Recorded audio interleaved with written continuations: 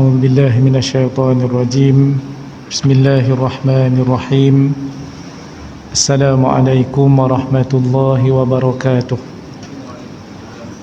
إن الحمد لله تعالى نحمده ونستعينه ونستغفره ونعوذ بالله من شرور أنفسنا ومن سيئات أعمالنا من يهده الله فلا مضل له ومن يضلل فلن تجد له وليا مرشدا وأصلي وأسلم على سيدنا محمد صلى الله عليه وسلم إمام المصلحين وسيد المجاهدين وعلى آله وصحبه أجمعين أما بعد.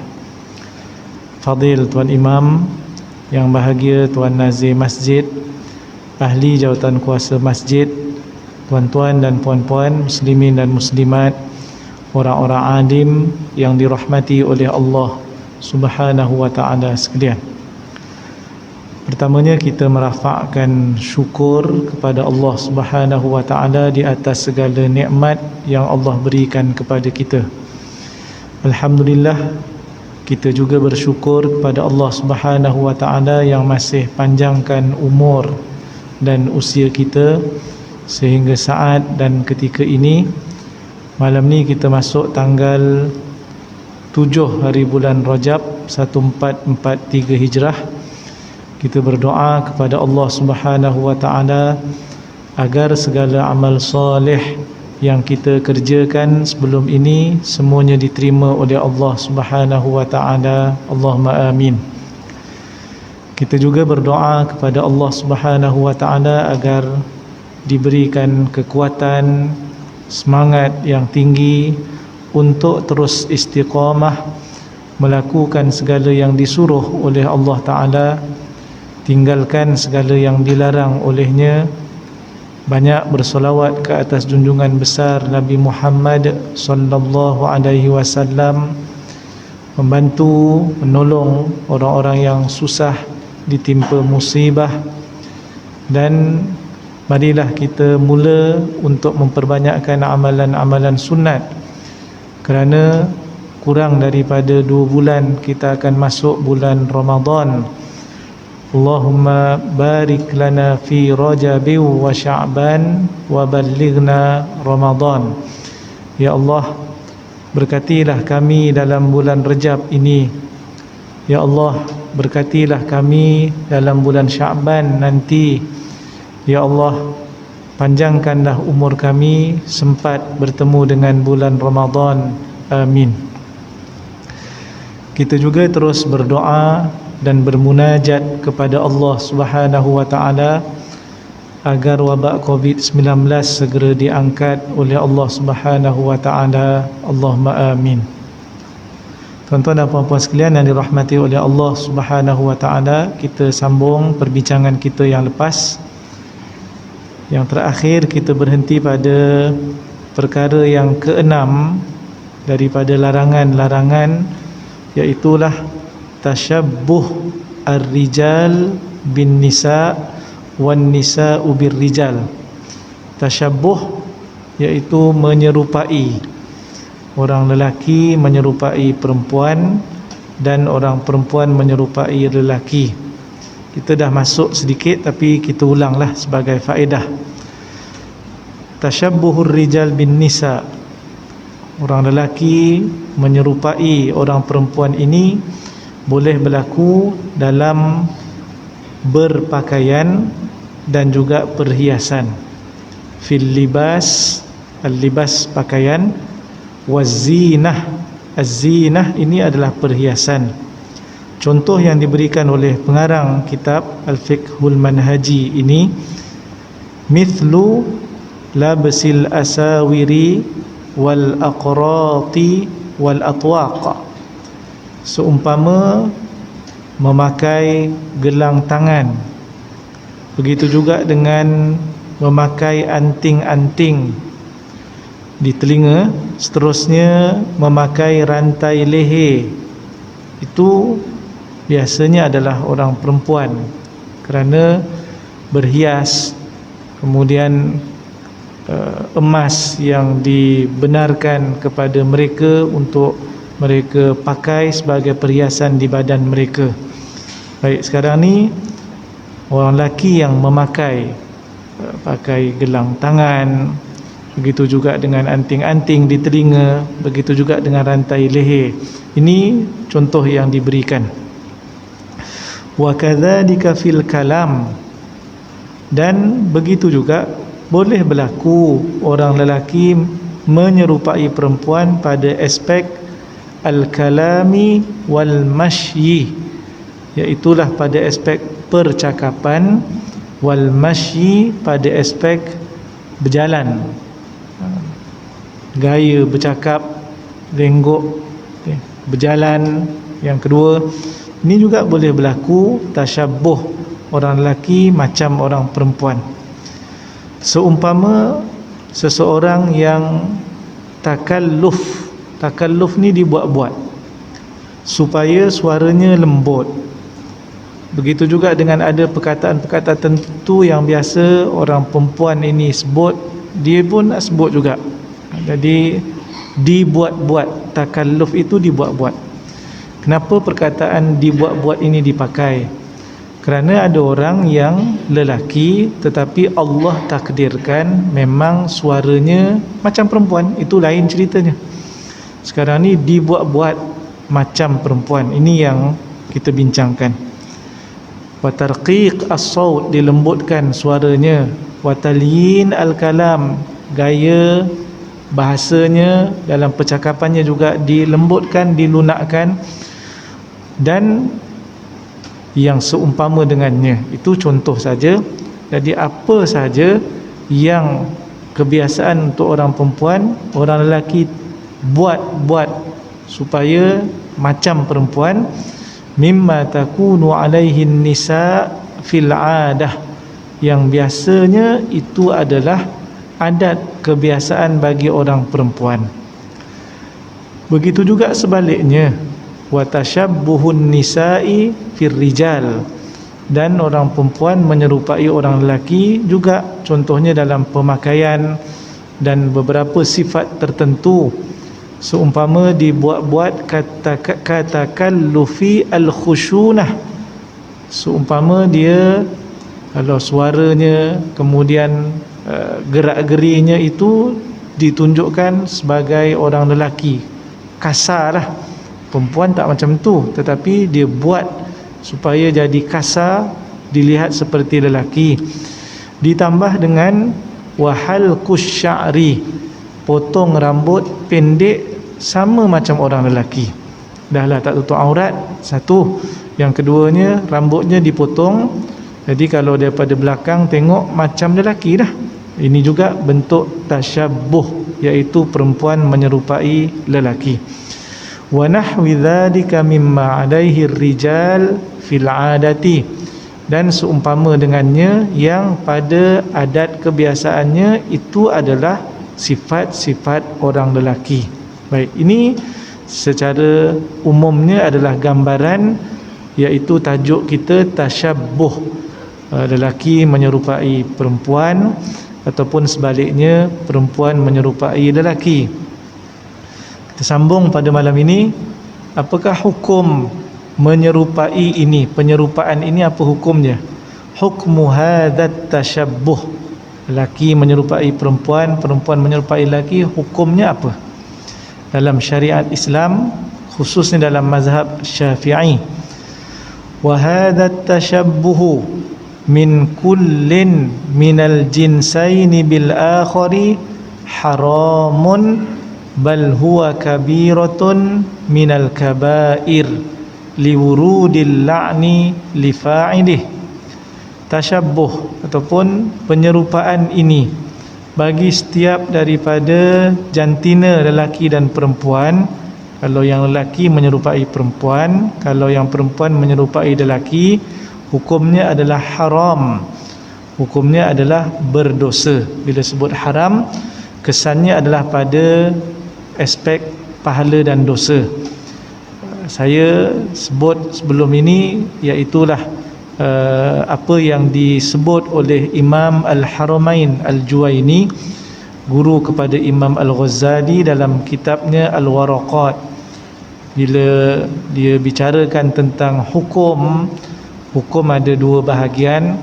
Bahagian pertama hukum taklifi, bahagian kedua adalah hukum wad'i.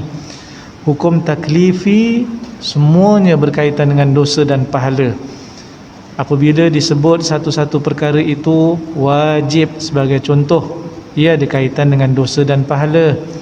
Apabila disebut sunat ataupun an-nadbu, begitu juga kita boleh sebut mandubun, ini ada kaitan dengan dosa dan pahala.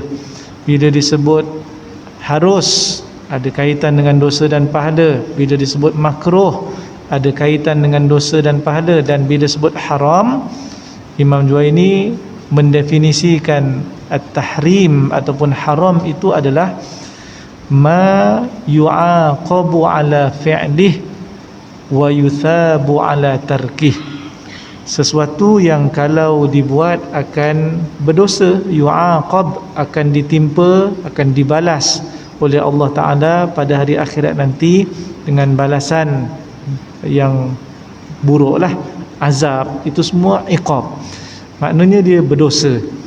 Dan kalau ditinggal, wa yuthabu ala tarkih, kalau ditinggal akan dapat pahala. Perkara haram ni buat berdosa, ditinggal dapat pahala. Jadi maknanya ada kaitan dengan dosa pahala. Berbeza dengan haram, berbeza dengan wajib, lawan kepada haram, dia terbalik. Ma yuthabu ala fi'lih wa yu'aqabu ala tarkih, kalau dibuat dapat pahala, kalau ditinggal berdosa. Macam kita sembahyang maghrib tadi, itu fardu ain, hukumnya wajib. Maka tuan-tuan sekalian, kita buat solat maghrib, maka dapat pahala. Kalau ada orang yang tidak solat dengan sengaja tanpa uzur, maka berdosa.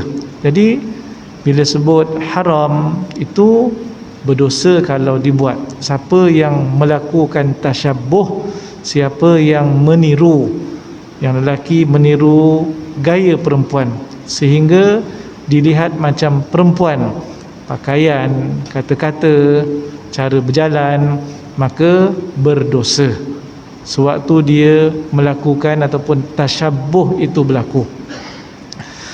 Begitu juga sebaliknya. Seterusnya pengarang kata, bal huwa kabiratun minal kabair, bahkan ia merupakan dosa besar. Ia termasuk dalam kategori dosa besar. Kerana apa? Justifikasinya liwurudil la'ni lifa'ilihi, kerana warid adanya dalil yang menyebut akan mendapat laknat kepada yang melakukannya. Jadi bukan dosa yang biasa, tetapi ini termasuk dalam kategori dosa besar. Dosa besar ini, tuan-tuan dan puan-puan sekalian, kesannya berbeza dengan dosa yang bukan dosa besar. Sebagai contoh ya, yang bukan dosa besar, antara yang boleh menghapuskan dosa besar adalah amal-amal soleh. Contohnya disebut dalam Al-Quran, dalam surah Hud, Allah Ta'ala berfirman, a'udzubillahi minasyaitonirrajim, innal hasanati yudhhibnas sayyiat, sesungguhnya perbuatan baik, perbuatan perkara-perkara kebajikan, al-hasanah, perkara-perkara baik, amal soleh, akan menolak, akan membuang, akan bawa pergi as-sayyiat, perkara-perkara yang jahat, perkara-perkara yang buruk. Itu untuk dosa yang tidak dalam kategori dosa besar. Begitu juga ada hadis Nabi SAW yang menyebut, tuan-tuan sekalian, tuan-tuan pergi umrah di antara satu umrah dengan satu umrah. Hari ini dah buka balik ya, umrah bulan 2, 8 hari bulan. Umrah dengan satu umrah yang lain. Tuan-tuan pergi umrah pada tahun ni, tahun depan pergi umrah lagi, itu maksudnya.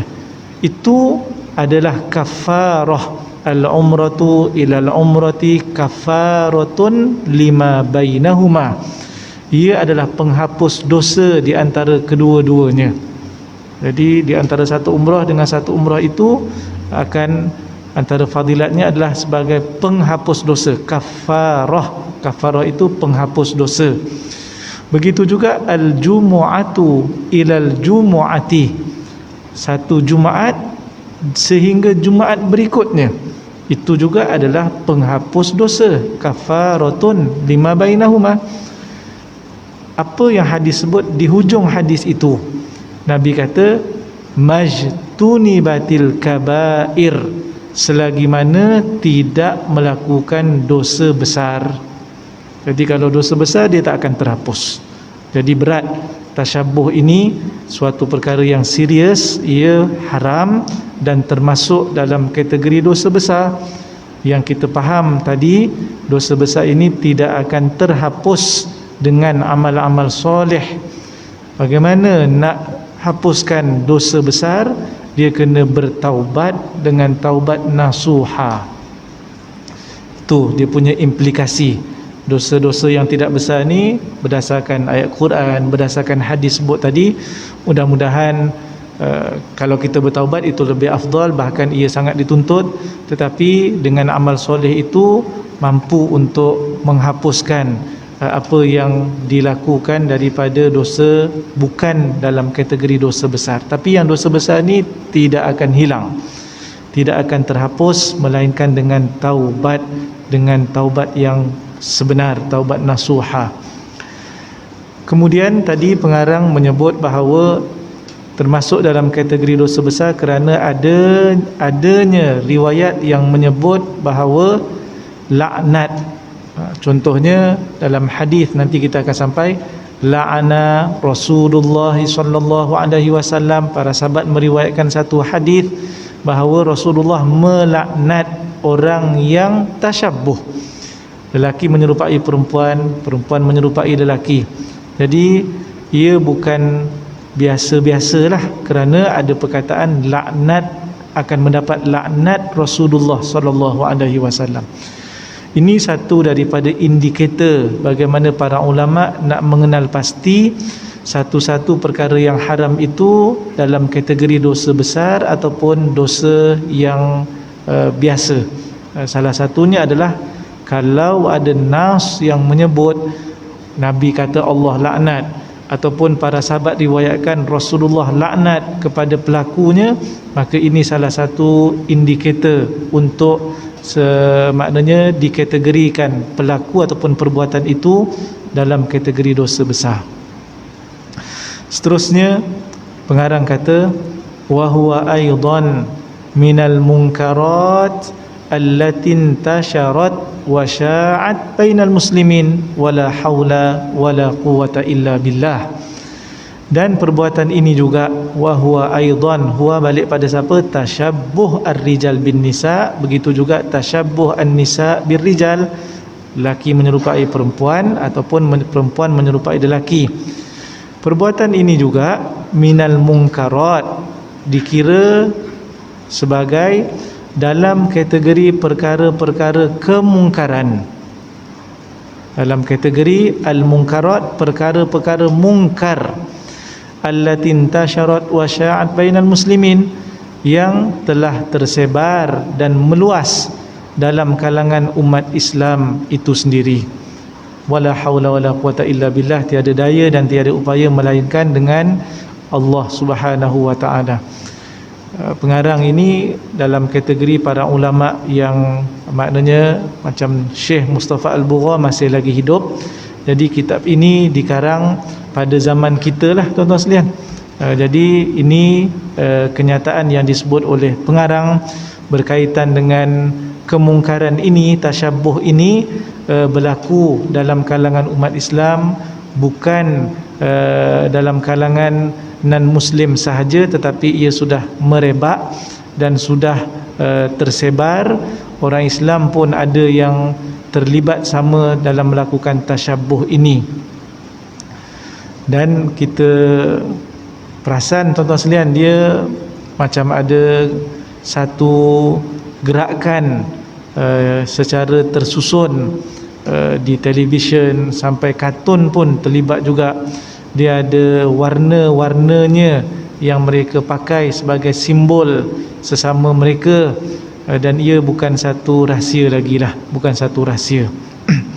LGBTQ semua sekali ini boleh kita kaitkan dengan tajuk yang kita bicarakan ini. Wa huwa fil haqiqati maskhun li haqiqatil ummah wa inhitat amma taqtadihi hayatuh minal izzati wal karamah. Dan para pengarang kata perkara ini pada hakikatnya sebenarnya itu adalah gambaran kepada hakikat sebenar umat ini. Maknanya kalaulah ada dan wujud, dan pengarang tadi kata memang ada dan wujud, itulah gambaran kepada umat ini yang sudah terjebak kepada perkara dosa, dan juga kita sebutkan tadi dosa besar, dan ia meruntuhkan bahkan membelakangkan kehidupan seseorang itu sendiri sehingga hilang al-izzah wal karamah, iaitu kemuliaan seorang manusia itu sendiri. Sebab Allah jadikan pada keadaan biasa, Allah Ta'ala sebut dalam surah Al-Hujurat, inna khalaqnakum min dzakarin aw untha, sesungguhnya kami jadikan dalam kalangan manusia itu ada yang lelaki, min dzakarin aw untha, ataupun perempuan. Jadi lelaki adalah lelaki dengan biologinya, begitu juga perempuan adalah perempuan dengan biologinya. Dan ada ketikanya Allah takdirkan, ini memang betul-betul berlaku sehingga dibahaskan dalam kitab, iaitulah Allah takdirkan ada seorang yang dilahirkan ada dua alat kelamin. Ini dipanggil khuntha. Sama ada khuntha itu khuntha yang muskil ataupun yang tidak muskil. Muskil ni maksudnya dua-dua alat kelamin itu berfungsi, boleh buang air, maknanya sama, dua-dua boleh berfungsi. Kalau salah satu tidak berfungsi, senang, walaupun ada dua alat kelamin tetapi satu tak berfungsi, maka yang berfungsi itulah kita anggap sebagai penentuan kepada jantinanya. Tetapi dalam keadaan yang biasa, tidak ada dua alat kelamin, maka tanda sebagai lelaki ada pada alat kelaminnya. Kalau alat kelaminnya merujuk kepada perempuan, maka kita akan kategorikan sebagai perempuan. Yang tiba-tiba nak ubah, lelaki nak jadi perempuan, perempuan menyerupai lelaki, ini kenapa? Adakah tidak terima dengan apa yang Allah Ta'ala tentukan? Itu persoalannya. Ada perkara yang kita boleh usahakan, tetapi ada perkara yang kita tak boleh usahakan, tuan-tuan dan puan-puan sekalian. Untuk kita cari rezeki, itu disuruh untuk kita usahakan. Siapa yang berusaha bersungguh-sungguh, dia akan dapat rezeki banyak, lebih. Siapa yang maknanya jaga pula bahawa yang haram jangan diambil, pastikan patuh syariah, ini akan terjamin pula keberkatan.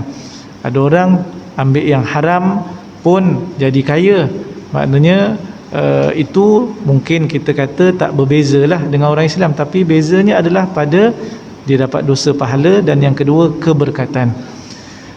Para ulama, tuan-tuan sekalian, mereka buat satu syair tentang rezeki ini. Semua orang telah ditentukan rezekinya.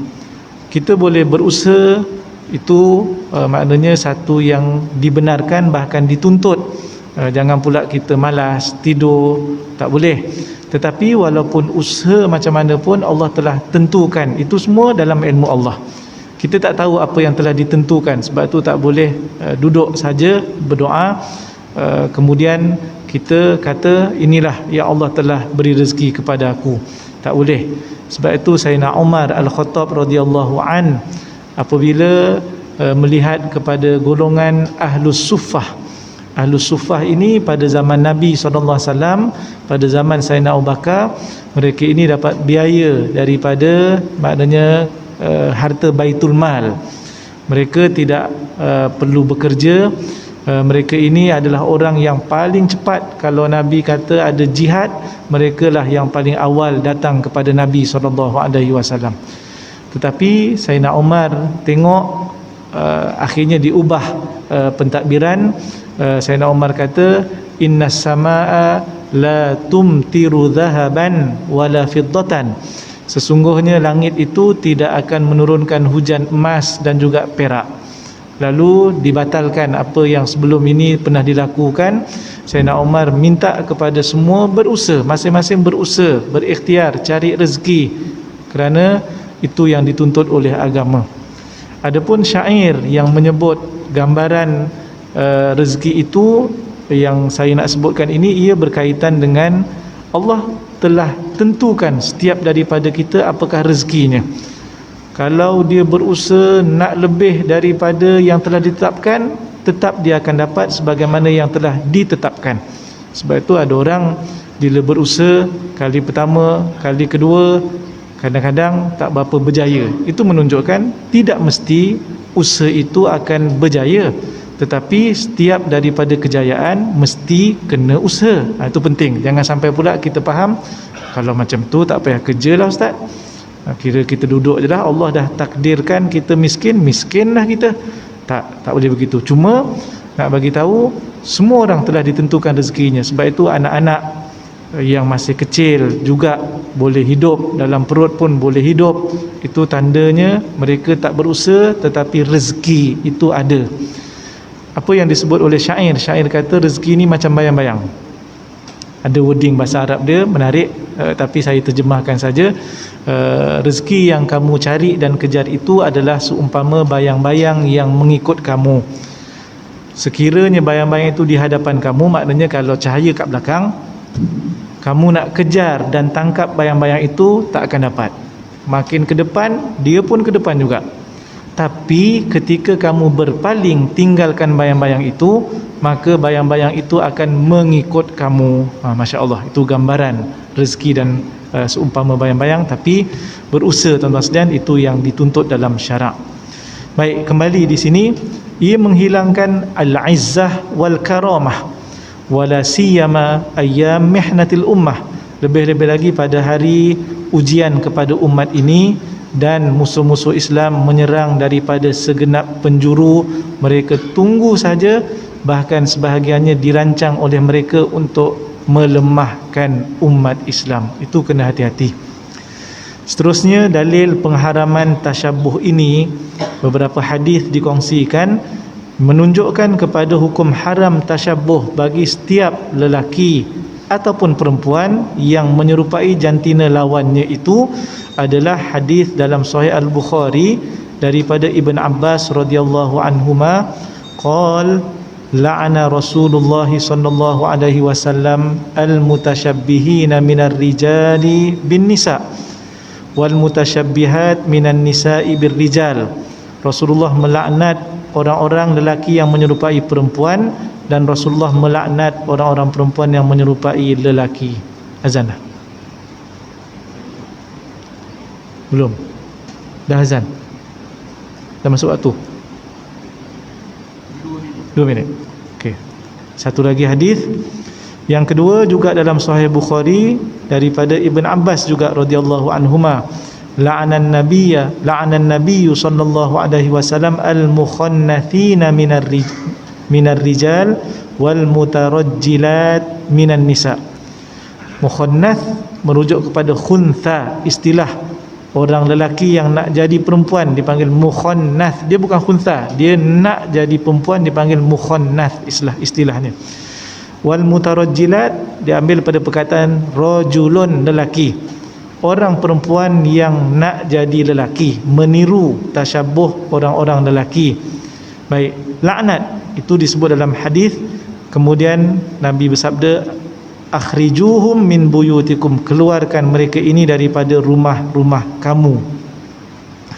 Sekiranya ia, selesai hadis tadi, sekiranya lembut bagi orang lelaki ataupun perempuan itu agak kasar, khusyunah, itu adalah semula jadi, maka ia tidak dicela. Tetapi bagi orang lelaki yang ditakdirkan ada perwatakan lembut pada suaranya, begitu juga dengan perempuan yang ada watak dan gaya yang kasar macam lelaki, mestilah berusaha untuk yang lelaki mesti keraskan, yang perempuan mesti lembutkan, supaya dia kembali kepada asal, yang perempuan itu dengan sifat perempuan, yang lelaki dengan sifat lelaki. Jadi ini yang disuruh kalau sekiranya ia adalah memang sejak daripada dilahirkan begitu, bukan dibuat-buat. Jadi tuan-tuan sekalian, mudah-mudahan bermanfaat perbincangan kita. Tajuk yang berikutnya, tahrimut taswir, pengharaman melukis ataupun membuat arca. Ini kita akan tengok pada pertemuan akan datang insya-Allah. Aqulu qauli hadza astaghfirullahal azim li wa lakum. Assalamualaikum warahmatullahi wabarakatuh. Bismillahirrahmanirrahim. Allahumma faqihna fid din wa 'allimna at-ta'wil wahdina siratal mustaqim. Allahumma anfa'na bima 'allamtana wa 'allimna ma yanfa'una wa zidna 'ilma. Allahumma inna na'udzubika minal barasi wal junun wal judham wa min sayyi'il asqam.